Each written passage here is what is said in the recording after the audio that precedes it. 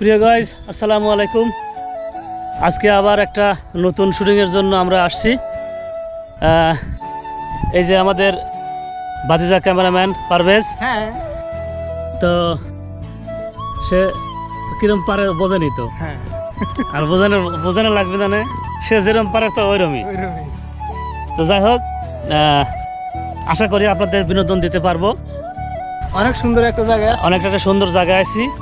এই যে অনেক কাদা পার করে ওই যে অবস্থা, ওই ঘরে একটু শুটিংয়ের জন্য আসছি।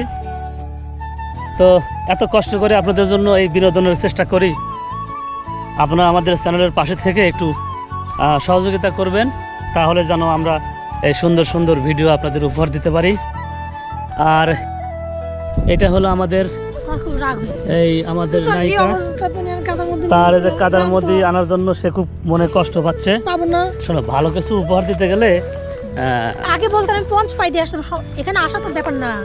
আগে বললেন পঞ্চ পাই দিয়ে আসতাম, কিন্তু এইখানে না না, এখানে পঞ্চ পাই দেওয়া যাবে না, এটা ব্লগের কাজ। হ্যাঁ, এটা ব্লগের কাজ হচ্ছে না। এই যে তুমি জুতো করে সুন্দর লাগছে। টিপসের কথা বলছি না তো, দেখতে জিনিসটা যদি অসুন্দর লাগে পরে কি বাজে লাগবে, তখন আমি কি করব? না না, অসুবিধা নেই, অনেক এমনি সুন্দর লাগতেছে। পঞ্চ পরলে ভালো লাগবে না। এই যে অনেক কষ্ট, কাদা শুকিয়ে গেছে। এই যে আমার ভাতিজা। হ্যালো। তো এই যে এখানে একটা শুটিং নেওয়ার জন্য এত কষ্ট করে এত দূর আসছি। এই জায়গার নাম হচ্ছে ফুরফুরিনগর। এখানে সুন্দর সুন্দর ফুলকপি, ফুরফুরিনগরের ফুলকপি দেখেন।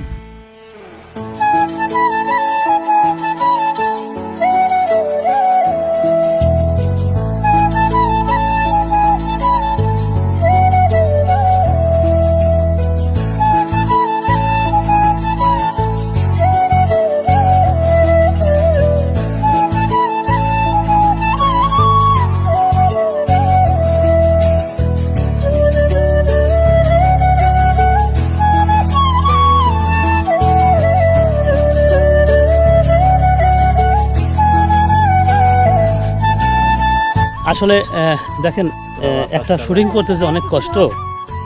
দেখেন এই কাদা পরিবেশে আমরা সবাই এই যে ভিডিও করতেছি একটা শ্যুট করার জন্য। ওইখানে একটা শ্যুট করার জন্য আমরা এত দূর হেঁটে আসলাম।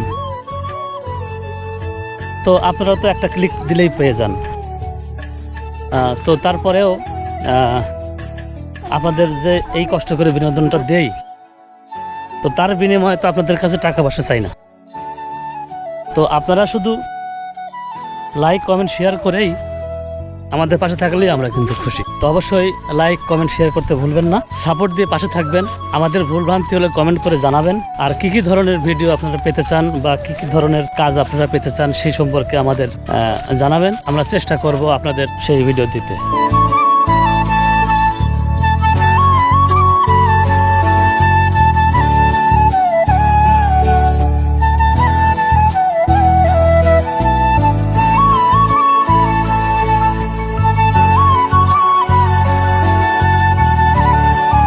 এই যে আপনি সকালের থেকে যে এখন পর্যন্ত খাচ্ছেন, এখন বাজে কত? 2টা 2:30?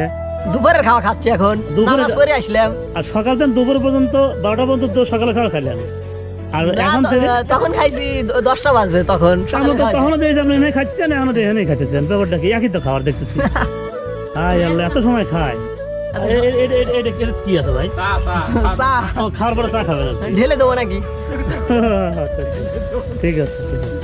আমার ভাই চার কেটলি সাজাই রাখে, ভাত খাওয়ার সাথে সাথে সে চা খায়। সে হলো বিশাল মাপের চাকর।